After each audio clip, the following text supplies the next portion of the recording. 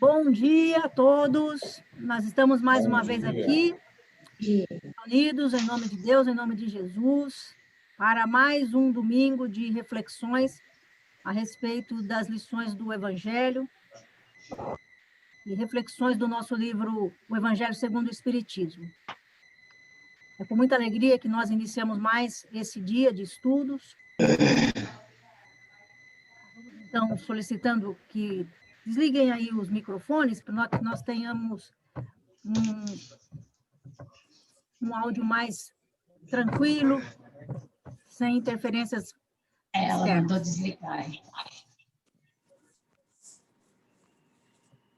Nós vamos nos unindo, elevando os pensamentos, alcançando a sintonia dos amigos benfeitores, nossos anjos da guarda, espíritos protetores, que nós possamos, nesse dia, agradecer muito a nossa vida, a nossa saúde, a nossa família, os nossos amigos, agradecer todas as oportunidades que nós temos de nos melhorarmos a cada dia, de procurarmos sempre identificar os nossos defeitos, as nossas falhas, as nossas faltas, para que cada vez mais nós possamos nos aproximarmos do bem, nos aproximarmos de Deus. É com muita alegria, então, que nós vamos pedindo licença, pedindo a luz de Jesus sobre nós, pedindo licença para iniciarmos mais esse encontro com muita alegria, com muita paz, com muita harmonia. Vamos dizendo: Pai nosso que estais nos céus, santificado seja o vosso nome. Venha a nós o vosso reino. Seja feita a vossa vontade, assim na terra como no céu. O pão nosso de cada dia nos dai hoje. Perdoa, Pai, as nossas dívidas, assim como perdoamos aos nossos devedores. E não nos deixeis cair em tentação, mas livra-nos de todo mal, que assim seja. Graças a Deus, graças a Jesus. Nós vamos, então, preparando aqui o material para compartilhar com vocês e vamos já envolvendo a Graça, que vai fazer a leitura, então, da preparação do ambiente, nos preparando.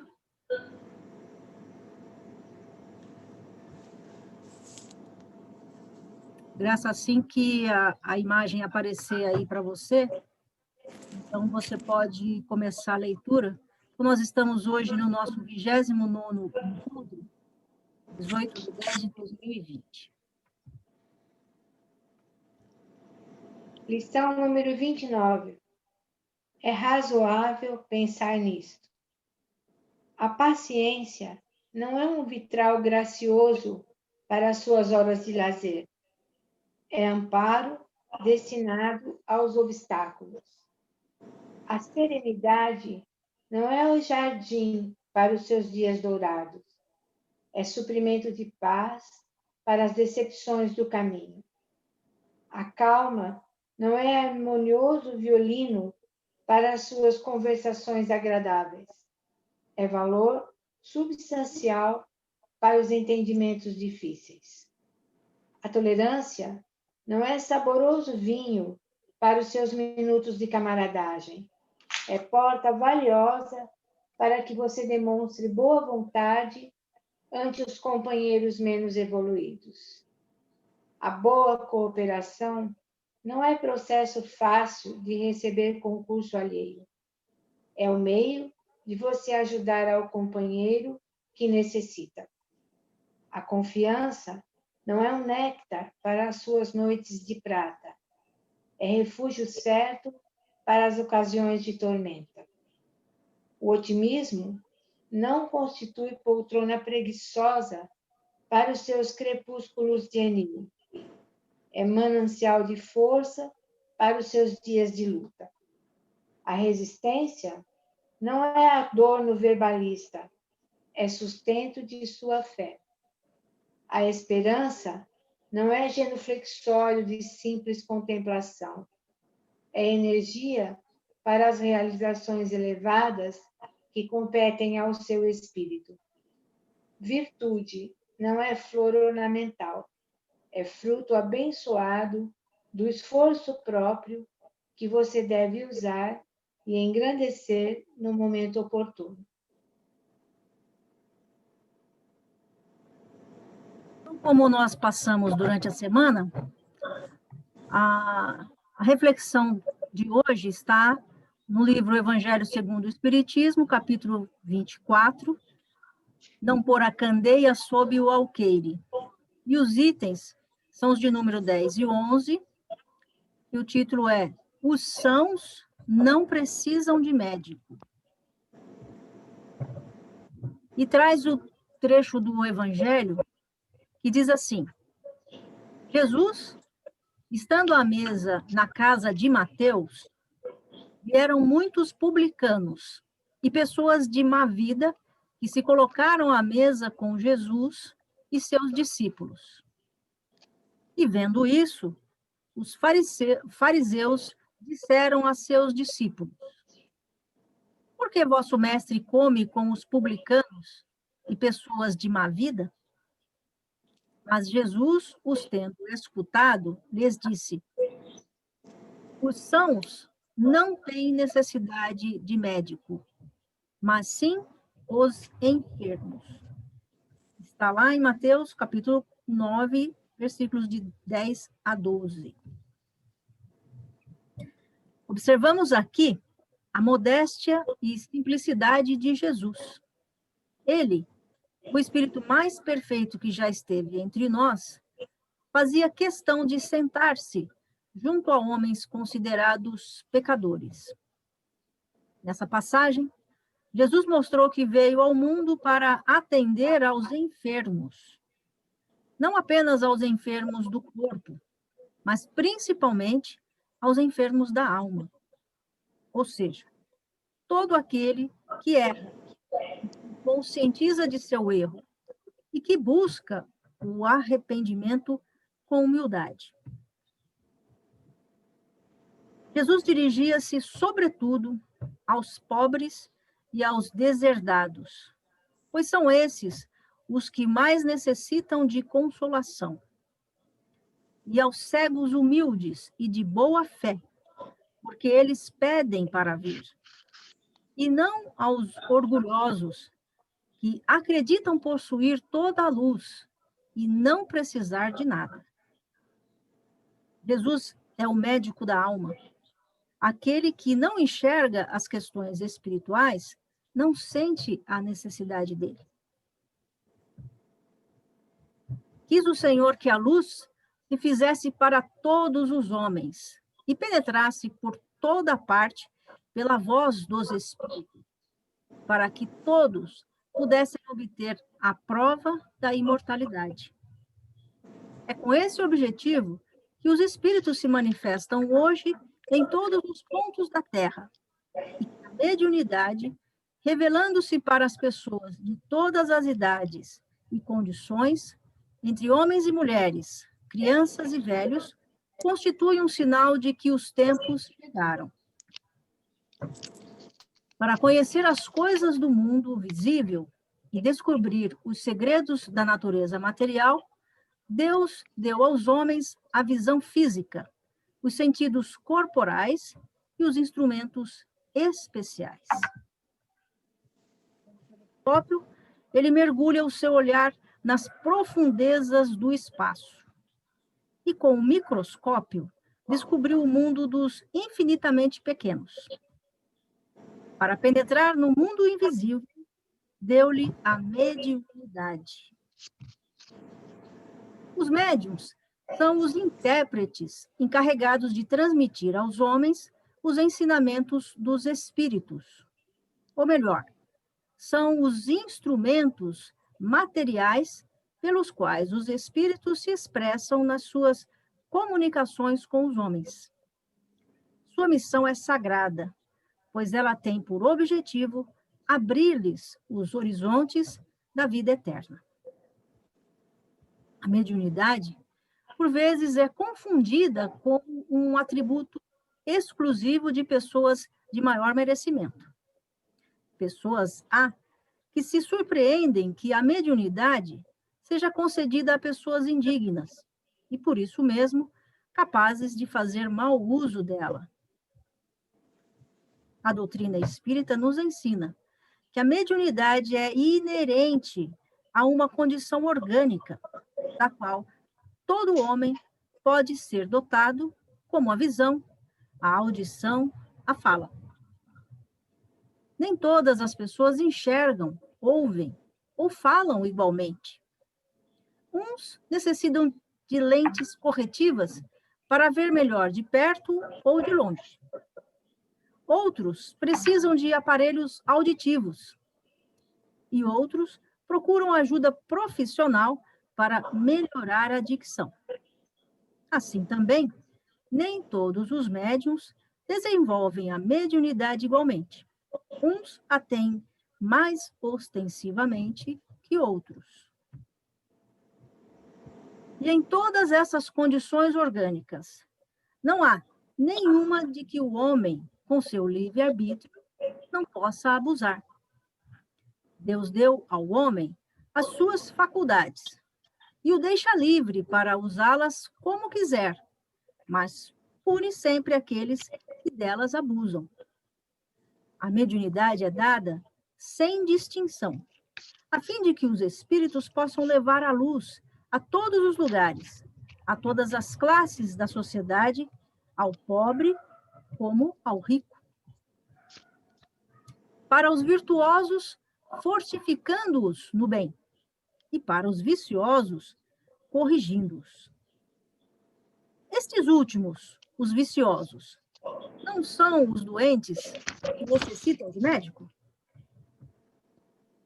Os bons espíritos, então, vêm ajudar os viciosos, ou seja, os médiuns, e os conselhos dos espíritos que os médiuns recebem diretamente são de natureza a impressioná-los mais vivamente do que se os recebessem de maneira indireta. Importante entender aqui que os viciosos que Kardec retrata são aqueles médiuns que ignoram a importância de desenvolverem a condição orgânica, que é a mediunidade, recebida por Deus. Na questão 226 do Livro dos Espíritos, nós temos a seguinte frase: se há pessoas indignas que a possuem, é que disso precisam mais do que as outras para se melhorarem. Pensas que Deus recusa meios de salvação aos culpados? A mediunidade não implica necessariamente as relações habituais com os espíritos superiores. É simplesmente uma aptidão para servir de instrumento, mais ou menos dócil, aos espíritos em geral. O bom médium não é, então, aquele que tem facilidade de comunicação, mas é o que é simpático aos bons espíritos, e somente por eles é assistido. É neste sentido, unicamente, que a excelência das qualidades morais é de suma importância para a mediunidade. Questão 228 do Livro dos Espíritos. Todas as imperfeições morais são outras portas abertas ao acesso dos maus espíritos. A que eles exploram com mais habilidade é o orgulho, porque é a que a criatura menos confessa a si mesma. Combatendo decididamente o orgulho, eliminaremos essa doença que há muito tempo turva a nossa visão humanitária. Combatendo firmemente o egoísmo, eliminaremos essa terrível chaga do nosso íntimo. Combatendo a violência, eliminaremos uma anormalidade que tem contribuído para o clima de guerra da sociedade em que vivemos. Combatendo o ódio, estaremos não só asserenando os nossos dias, como suavizando os dias daqueles que conosco se relacionam. Combatendo a preguiça, daremos um novo impulso à caminhada que nos levará futuramente à perfeição a que todos estamos destinados e que surgirá mediante os nossos esforços. Combatendo o pessimismo, renasceremos para as lutas e metas que nos conduzirão a patamares de superação e progresso espiritual. Todos somos médiuns e, de alguma forma, somos todos doentes. Os remédios estão disponíveis. Façamos uso deles sistematicamente, buscando-os no lugar certo, nos braços de Jesus. Esse, então, foi o que eu consegui fazer aí para a nossa reflexão, tirada aí desse capítulo do Evangelho segundo o Espiritismo. Confesso que, quando eu escolhi, eu estava acostumada numa reflexão não direcionada à mediunidade, mas lendo atentamente os itens, né, propostos, então eu fiz de acordo com o que está mesmo no livro do Evangelho segundo o Espiritismo. Aqui a gente pode ter, talvez, um pouco de então, a respeito, se somos, se não somos médiuns, a questão da mediunidade. Mas a doutrina mostra para a gente então, o seguinte, todos nós temos influências, né, recebemos influências dos espíritos. Nós somos, de verdade, uma antena. Agora, que tipo de espírito nós vamos atrair, isso vai depender, então, de cada um, né? Da sintonia, dos pensamentos, da moralidade e tudo mais, né? Pelo que eu pude perceber dessa lição, foi o que eu retratei aí para vocês, né? Eu pus muito pouco de opinião. Eu tentei deixar bem próximo do texto para que não houvesse assim, você fez a sua opinião. Não, deixei o texto mais próximo mesmo possível do que está no livro O Evangelho segundo o Espiritismo, né? Então, o que eu consegui ver ali? Os sãos, então, os que não precisam de médico, estão fazendo menção à passagem de Jesus, são os fariseus, né? E fariseus, nós sabemos, são uma seita, né? São os religiosos, na época lá de Jesus, que se consideravam os donos da verdade. Levavam as escrituras, assim, a ferro e fogo, mas muito na letra, né? E não tinham a prática. E Jesus sempre os chamava a atenção para que eles, então, abrissem os olhos, né, para enxergar. Então, eram sempre criticados por Jesus. E os publicanos, que inclusive o próprio Mateus era um publicano, eram os cobradores de impostos, né? E eram tidos, então, como pessoas de má fama, porque até hoje, quem gosta de pagar imposto, né? Então, menos ainda os judeus não gostavam também dos publicanos. E aí, quem são, então, esses sãos? Seriam os fariseus que se julgavam melhores e, por questões de se acharem os tais, não precisam de ajuda. Jesus fala de vem para os cegos humildes que querem enxergar. Então, esses são os doentes. E esses são os que recebem a ajuda de Jesus, né? Esses somos nós, que temos as nossas imperfeições e queremos ser curados, queremos a ajuda de Jesus. Então, nós recebemos essa ajuda. Então, Jesus vem para esses enfermos. Foi mais ou menos o que eu consegui entender dessa lição. Está aberta a palavra, hein?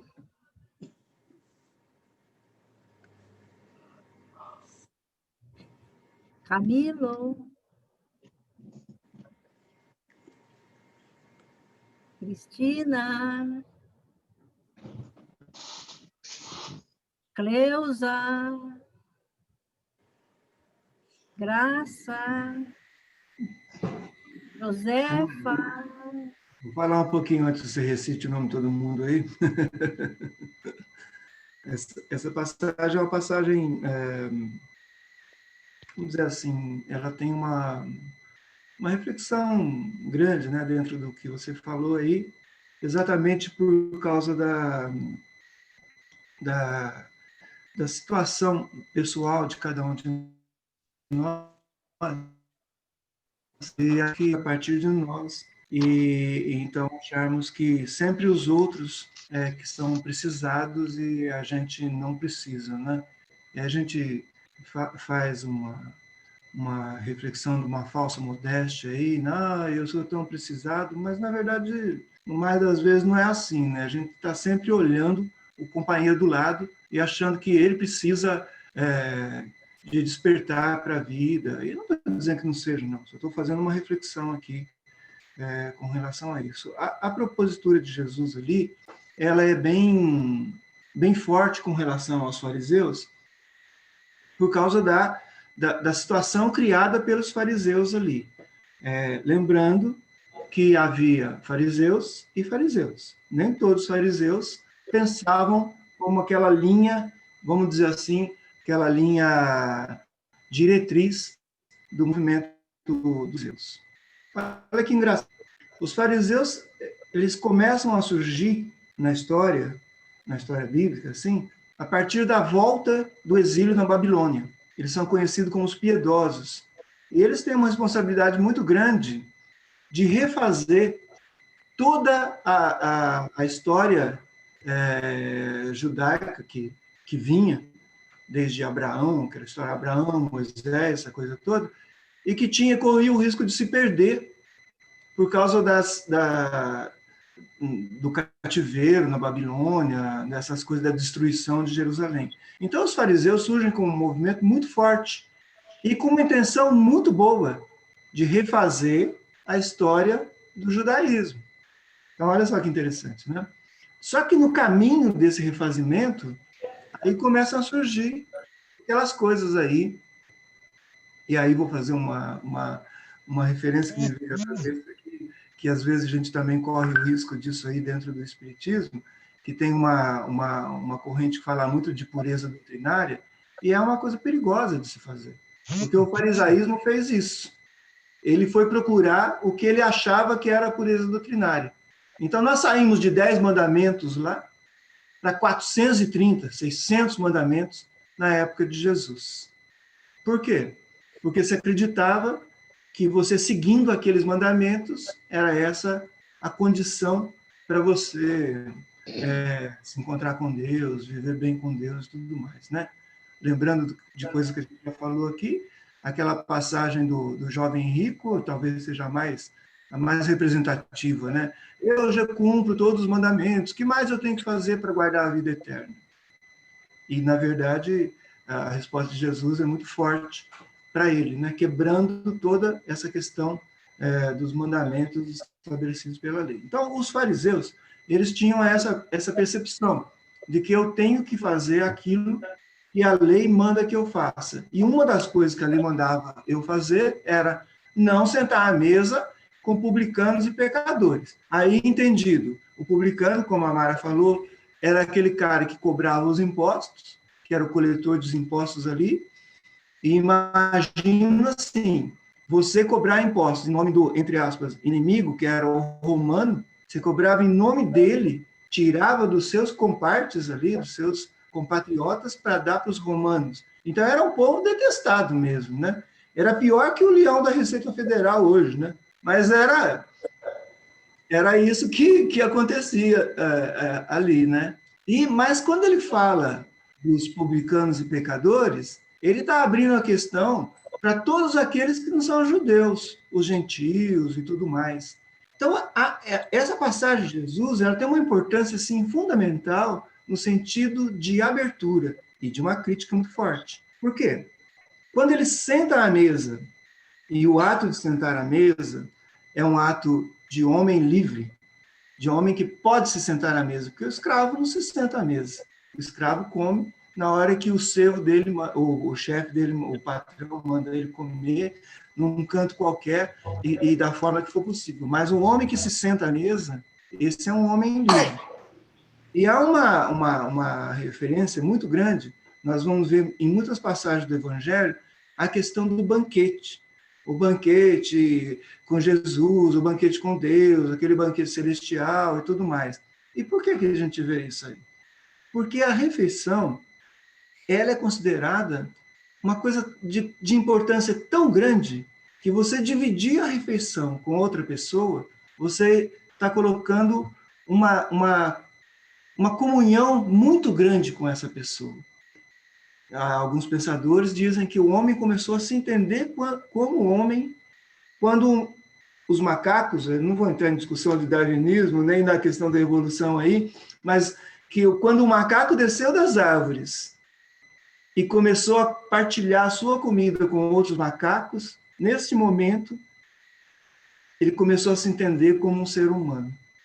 É engraçado isso, né? Então, a refeição, ela tem uma importância muito grande. Quando a gente se senta na mesa com alguém, existe uma comunhão com as pessoas. Agora, imagina Jesus sentando à mesa e recebendo ali na sua mesa os publicanos, que eram odiados, os pecadores, que eram, assim, tratados com desprezo, e todos eles se sentam à mesa com Jesus. E isso causa uma revolta para aquela pessoa que se acha a correta, né? Olha o perigo que a gente corre de julgar os outros, né? Pelas nossas atitudes. Então, aquela pessoa que se acha correta, ela simplesmente fala assim, mas como pode ele sentar à mesa com essas pessoas de má conduta? E aí Jesus vai trazer aí uma referência, até na sequência ali, depois todo mundo pode ler, né? Na sequência, Jesus vai falar de um capítulo aí do Antigo Testamento, onde um profeta Oséias fala que Deus quer misericórdia. É isso que Deus quer, não sacrifícios. Então, essa reflexão que Jesus faz, ou esse ensinamento que Jesus faz, na verdade, ele é uma abertura para todas as pessoas. Não quer dizer propriamente de doença ou de curado, mas quer dizer sim, mas quer dizer de uma proposição espiritual de cada um de nós, que no fundo implica numa doença, né? Uma doença moral, né? Talvez, né? Mas o que ele quer dizer é isso. Olha, não são vocês que estão cumprindo a lei, que dizem que estão cumprindo a lei, que vão participar do banquete, mas são todos aqueles que querem que se indignam com a situação presente, que não concordam com a situação que está aí, mas que querem uma vida de comunhão. Então, essas pessoas que querem comungar com Jesus. Há uma expressão que é sempre usada com relação a Jesus, que é o seguinte: aqueles que aderem à proposta de Jesus. E aqueles que se sentam à mesa com ele são aqueles que aderem à proposta de Jesus. Não são santos, não são corretos, mas são pessoas que querem caminhar naquele sentido. É essa a ideia que é colocada ali. E, ao contrário, quando ele fala dos justos, e às vezes a nossa reflexão é engraçado, né? Porque a gente pensa assim, quando a gente pensa nos justos não precisam de médicos, porque eles já estão curados. Mas não foi isso que Jesus quis dizer. O que Jesus quis dizer foi assim, você se acha justo? Então tchau, vai para outro lugar. Porque eu estou aqui com as pessoas que não se... ele não está falando dos justos por definição de justiça, de justeiro, sei lá como é que fala isso aí, ou da pessoa que é qualificada. Ele está falando de uma forma bem irônica e bem assim, contraditória com relação à fala dos fariseus. O que ele quer dizer é isso, vocês se acham justos? Então fiquem aí com a sua justiça, que não é a justiça, nós já vimos outras vezes aqui, não é a justiça de Deus, né? Há uma passagem que fala assim, se a justiça de vocês não for maior que a dos fariseus, então pode largar a mão, né? Porque não é uma boa justiça. É uma justiça que vê somente a partir de si próprio. E esse é o problema da pessoa doente que não consegue fazer essa reflexão. Queria falar com relação à mediunidade, eu acho que a Mara colocou bem, e o capítulo no Livro dos Espíritos, ele vai para esse lado mesmo, né? Vai para o lado da mediunidade. Né?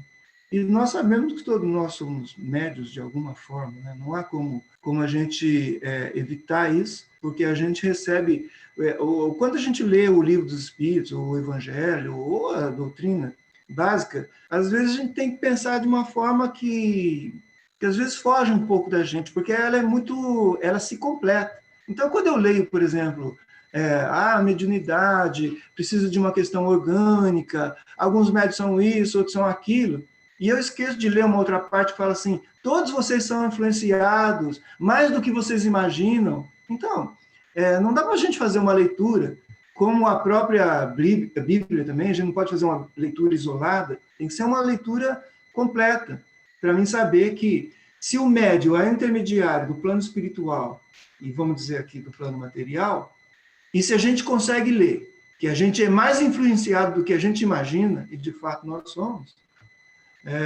então a mediunidade está escancarada aqui na gente, né? Para o bem ou para o mal, vamos usar essa expressão assim, né?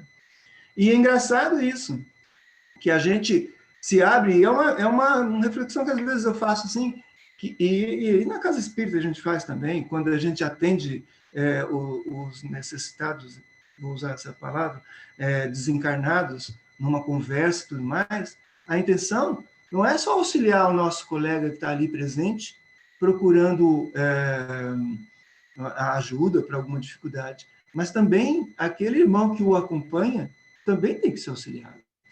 A gente não está ali para deixar de lado os espíritos encarnados, que muitas vezes nos acompanham, até certamente em razão das afinidades que temos, mas num sentido assim mais negativo, vamos dizer assim, se é que é isso, né?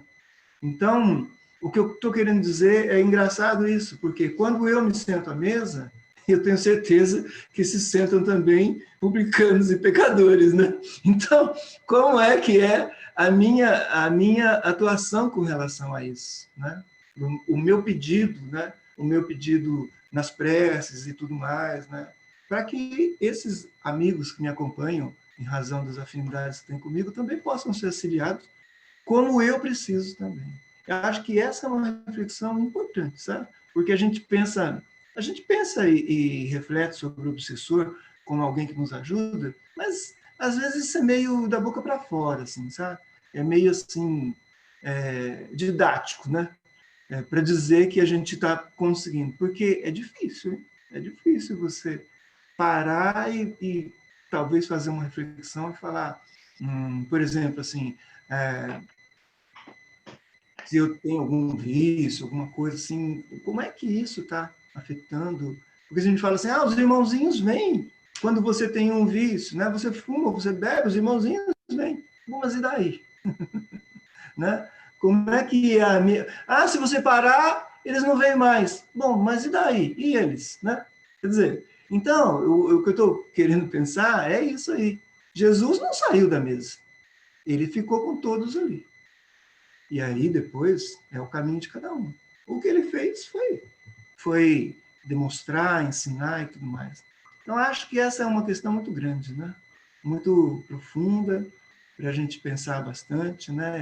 Foi uma boa escolha aí, né? E a gente, às vezes, pensa nessa questão dos médicos, numa questão muito material, porque nós somos pessoas que vamos adoecer, né? Dizem que a gente começa a morrer a partir do momento que a gente começou a viver, né? Assim, na vida material. O primeiro minuto da nossa vida material já é o primeiro minuto também do nosso caminho para a morte, do corpo. Então, a gente, às vezes, não consegue escapar de certas coisas, aí, né? De certas situações. Mas a questão que Jesus se refere é uma questão bem mais profunda, uma questão espiritual mesmo, de você ser sarado ou curado espiritualmente, para que você possa participar, e aí sim, desse banquete que é prometido. Acho que é uma boa ideia para a gente.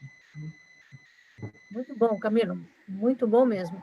De fato, é um tema bem interessante e que, como está lá no livro O Evangelho segundo o Espiritismo, todos nós aqui que fazemos o Evangelho no lar já passamos por essa lição, né? Pode ser que tenhamos passado assim despercebidamente e não tenhamos parado. Hoje então essa oportunidade de aprofundarmos um pouco mais.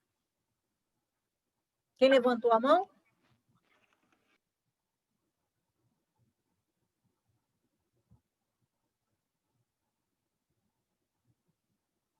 Ninguém?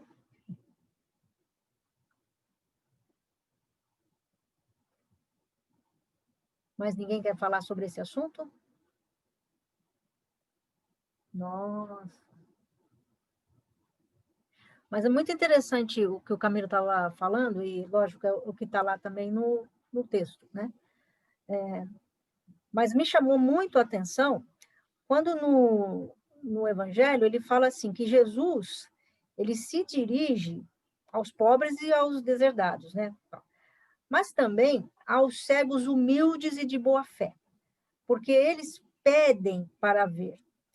Então, esses cegos humildes aí de boa fé são de verdade as pessoas que se conscientizam de estar errados, né? Por exemplo, quais as enfermidades morais que nós temos? O egoísmo, né? O orgulho, vamos supor, assim, as duas principais chagas, né? Mas nós temos tantas outras aí. Como é difícil a gente identificar isso, né? Identificar que determinado traço do nosso comportamento é o egoísmo que está gritando ali. Então, enquanto a gente não conseguir enxergar essas enfermidades dentro de nós, como é que nós vamos buscar essa cura, né, vamos dizer assim, em Jesus? Então, tem até aquela frase, o pior cego é aquele que não quer enxergar, né? Que não quer ver. E é uma frase que, se a gente for colocar aqui, é muito certa. Porque aqueles que na história fala dos fariseus, eles se achavam os donos da verdade, então eles estavam corretos, então eles não precisavam da ajuda de Jesus, né? E quantas vezes a gente não se coloca dessa forma nas situações, como os donos da verdade? Bem colocado também que o Carlos falou, dessa pureza doutrinária, como se fosse uma coisa que nós fôssemos os donos da verdade, né? Naquele livro, O Evangelho dos Humildes, daquele Eliseu Rigonati, ele coloca bem isso, né? A ninguém é dado o direito de monopolizar as verdades divinas. Nem ao espírita, nem ao clero, nem a ninguém, né? As verdades divinas são divinas, né? Nós não podemos dizer que somos os donos da verdade. O que nós temos que fazer é colocar em prática os ensinamentos de Jesus. A Cristina queria falar, Cris? A gente tem um pouquinho, Mara. Se a gente analisar bem, em alguns momentos, em vários momentos, nós não nos admitimos doentes. Nós achamos que estamos bem, e às vezes a condição física nossa não é das melhores. Isso acontece quando a gente tem, sei lá, você está se sentindo mal, mas está com medo de ir no médico e descobrir que é algo complicado, que vai, né? Não dá um medinho, de repente, sabe, aquela dorzinha que acompanha a gente faz um tempão e a gente enrola, enrola, enrola para ir no médico com medo de descobrir algo complicado? Então, assim como acontece com o corpo físico, acontece também com os nossos probleminhas, né?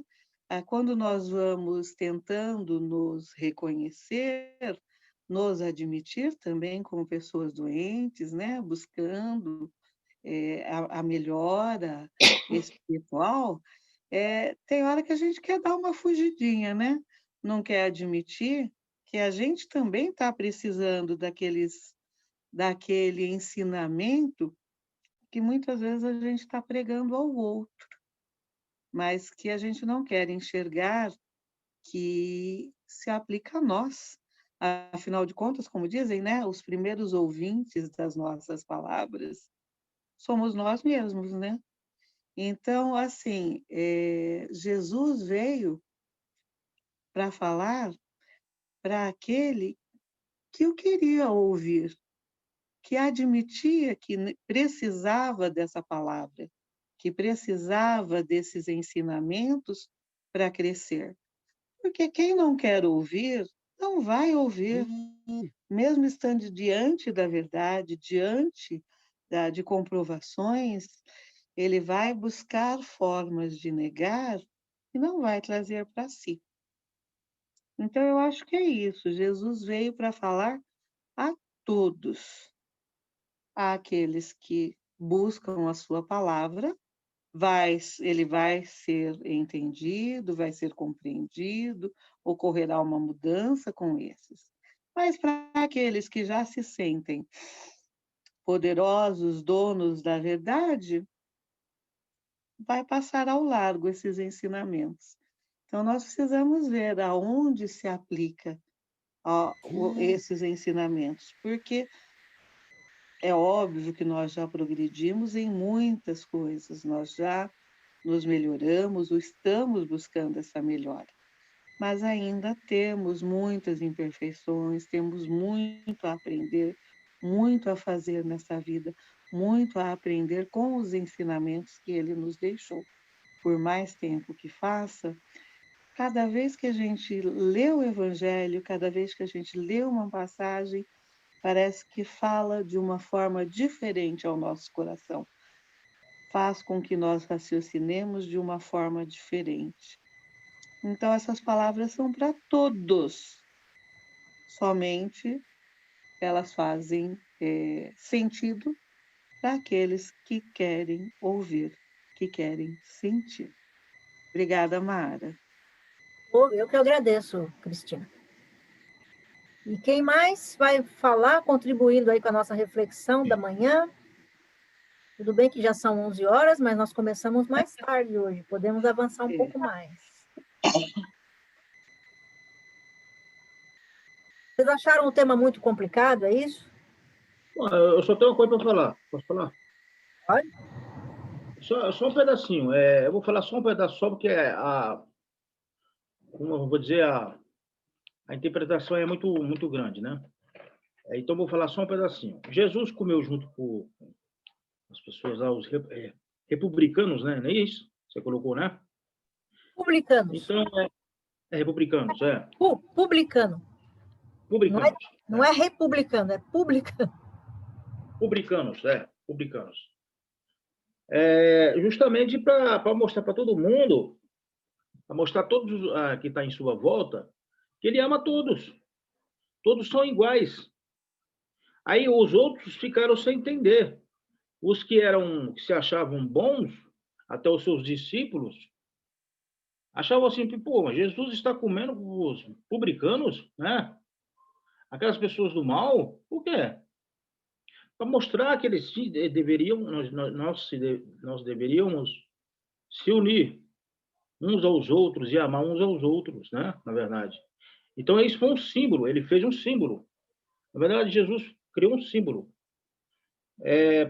Para quem tem um bom entendimento da palavra, vai entender isso. É um símbolo. Jesus ele fez uma aliança, na verdade, né? E muitos não entenderam. Então, Jesus comeu junto com eles para mostrar que todos somos iguais, para mostrar que podemos viver juntos uns com os outros, né? Que podemos perdoar, que podemos ter amor. Foi esse o entendimento que eu entendi desta parte. Entendi de todas as partes, mas eu queria comentar mais esse pedaço. Tá, Mara? Só um comentário pequenininho. Obrigado. Muito bem colocado, Edivaldo. Inclusive, ontem, quando eu estava buscando imagens e coisas assim, tinha uma apresentação pronta, né, na internet. No final, a pessoa colocou quadro, assim, cheio de esqueleto humano, né? No fundo negro e os esqueletos humanos, e embaixo de cada esqueleto estava lá homem, mulher, católico, espírita, gay, gay, hétero, né? Todos somos iguais. Preciso desenhar ou você entendeu? Então, é exatamente o que você estava falando. Eu já vi, Maria, esse negócio que você está Você já falando. viu? Eu vi. Aí você vê assim que Somos todos iguais. toda caveira é igual. A caveira, tudo igual. É verdade. Mas, Pode falar. então, o tema é como você falou sobre o evangelho que nós fazemos no nosso lar, é a questão de um novo olhar. A cada momento que nós vamos estudando, vamos lendo, a gente vai, né, vai adequando e vai percebendo as entrelinhas que passa direto. E realmente foi falado, você falou muito bem, o tema é difícil como todos, porque depende de cada um do nosso sentir, né? De cada um da nossa reforma íntima. Jesus jamais vai desprezar quem quer que seja.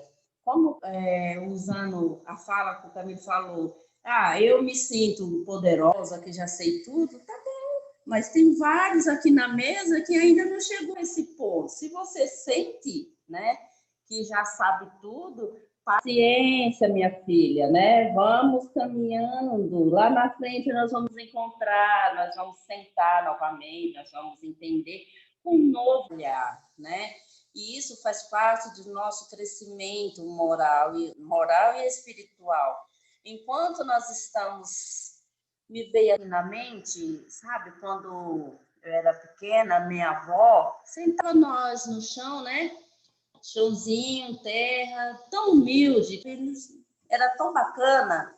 Nós crianças sentadas do lado dela, sentadinhas no chão, e isso não era humilhação nenhuma.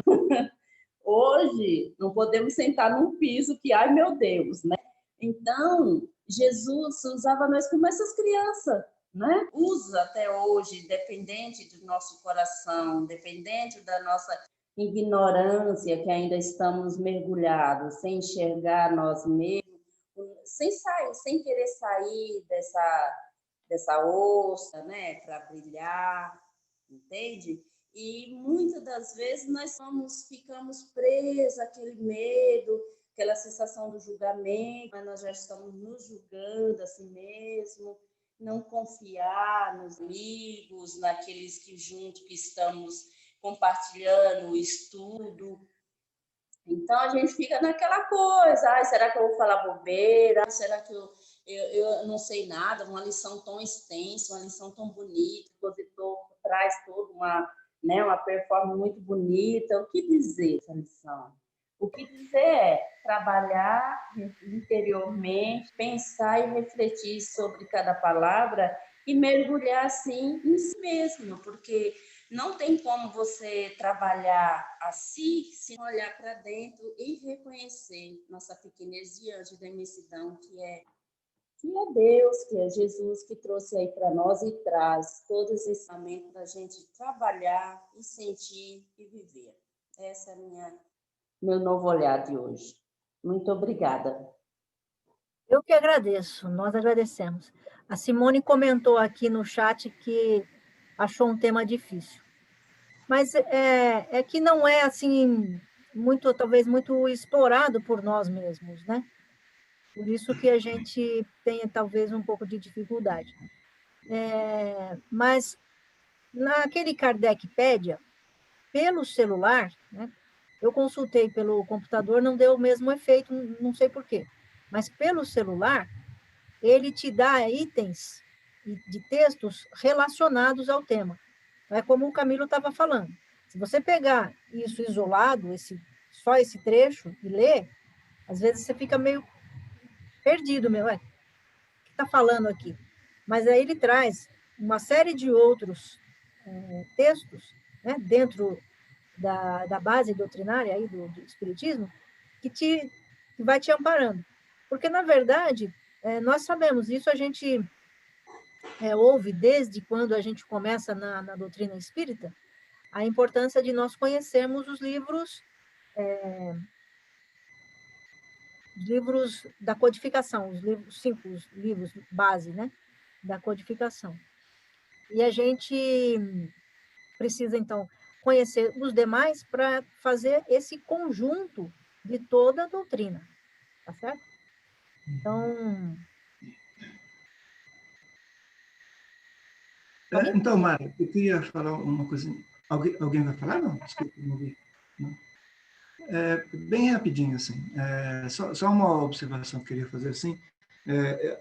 Eu acho que é importante, assim. Eu acho que o Divaldo e a Cristina trouxeram algo bem legal para acrescentar aí. Olha só, quando Jesus vem, ele vem, evidentemente, numa missão, é assim que a gente acredita, né? E ele vem trazer uma nova leitura daquilo que já existia.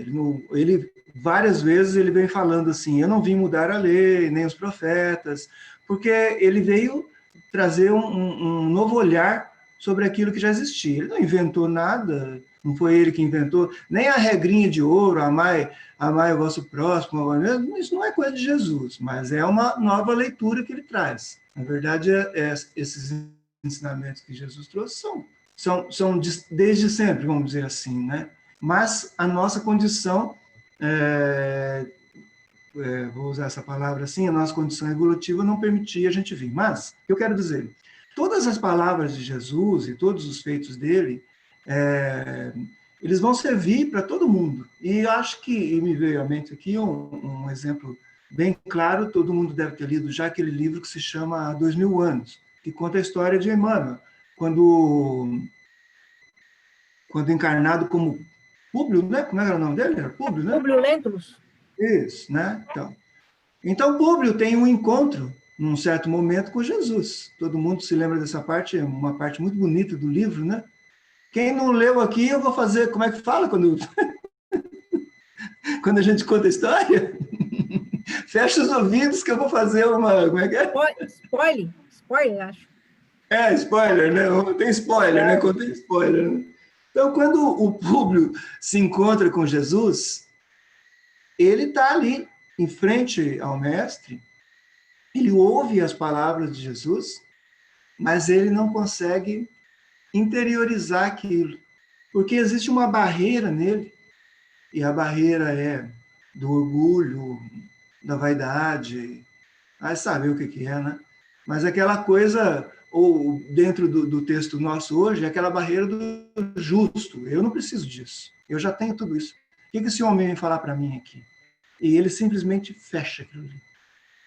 E vão se passar, não sei se vão, se vai passar muito tempo, até que o Públio Lentulus consiga, em outras encarnações, compreender aquele momento que ele já viveu. Então, olha só que engraçado. Os fatos que acontecem na vida da gente, eles talvez não repercutam agora, mas num determinado momento eles vão repercutir. E às vezes a gente fala assim, né? Puxa, bem que alguém me falou isso. Puxa, bem que foi assim. Mas é preciso que eu amadureça para entrar nessa sintonia desse fato que alguém me falou. Tem uma passagem no Evangelho que me veio aqui na cabeça e eu queria falar para vocês. Existe o Evangelho de Marcos, que ele é chamado como o Evangelho do Segredo. Se vocês forem ler depois lá, ele é o Evangelho do Segredo por quê? Porque em toda a caminhada de Jesus, durante o texto do Evangelho de Marcos, Jesus não vai se mostrando. Então ele expulsa os espíritos, assim, vai assim, sabemos quem tu és, o Filho de Deus, e ele diz, cale-se, não fale isso para ninguém. Pedro, eu sei quem tu és, não diga isso para ninguém, porque o segredo vai ser revelado, que hora? Na hora da morte, na hora da crucificação. E olha que engraçado, quem vai revelar esse segredo dentro do Evangelho, tá? Um soldado romano, que não tinha nada a ver com a história, porque é um soldado romano, não fez parte daquele caminhada de Jesus, mas na hora que Jesus morre, depois daquela passagem, do perdão e tudo mais, o soldado romano, ou Marcos põe na boca do soldado romano as seguintes palavras: verdadeiramente este homem era o Filho de Deus. Então, aí é revelado o segredo, né? Assim, dentro Então, o que eu quero dizer é o seguinte, que a gente vai ouvir as coisas. A gente vai participando, a vida está aqui, fluindo aqui na nossa cabeça.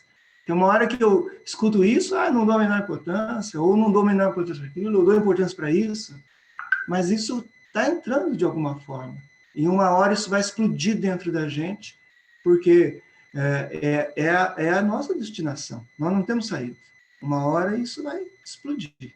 E a gente vai ter que repensar os nossos valores, as nossas situações, né? Não, melhor que não seja com culpa, mas que seja com consciência, né? Como Paulo de Tarso, né? Matou tanta gente, mas no momento que ele assumiu aquilo lá, para ele aquilo tudo era passado. E aqui vamos viver daqui para frente uma vida nova, né? Como ele dizia.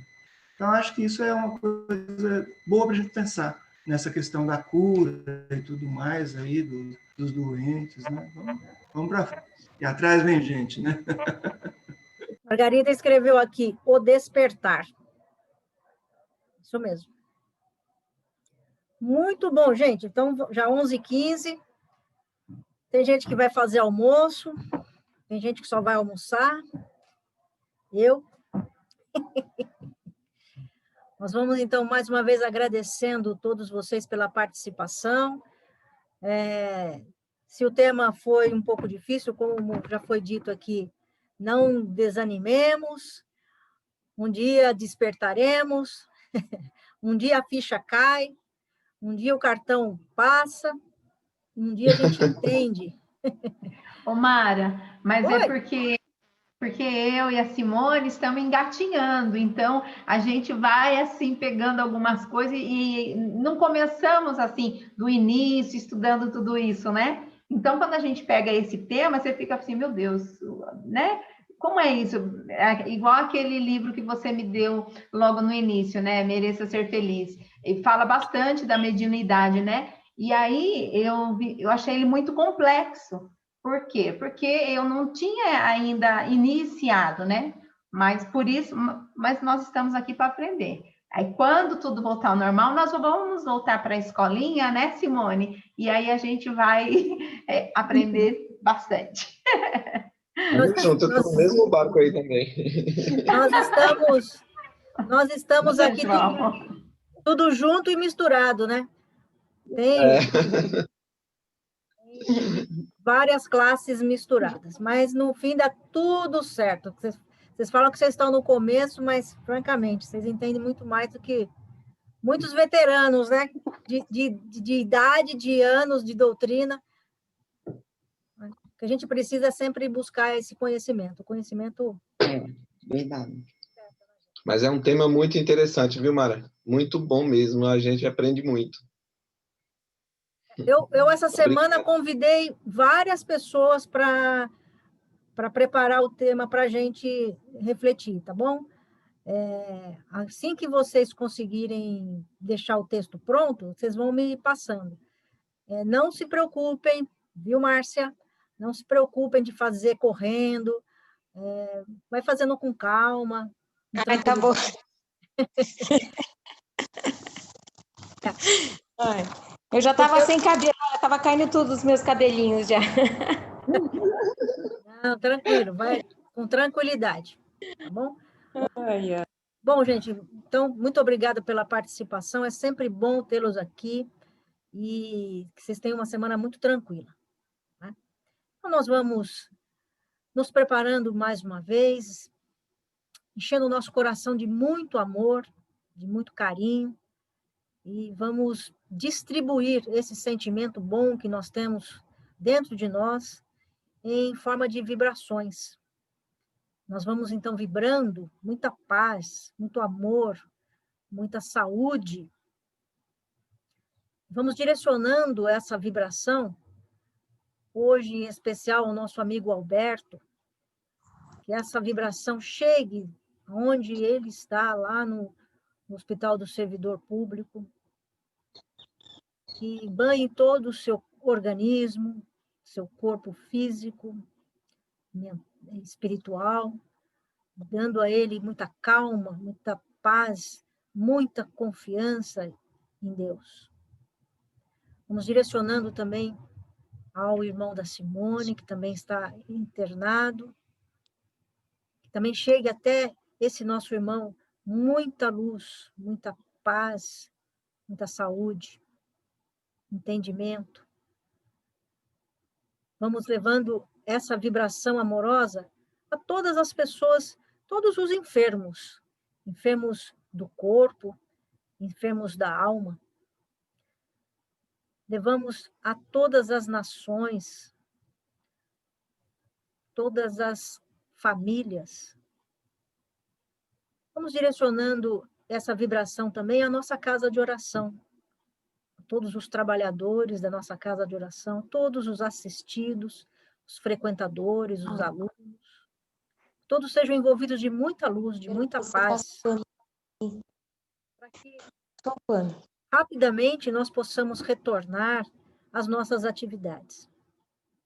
E vamos vibrando também por cada um de nós, para que cada vez mais nós tenhamos vontade de nos esclarecermos, de buscarmos as verdades de Jesus, os seus ensinamentos, compreendendo esses ensinamentos para que nós possamos colocá-los em prática.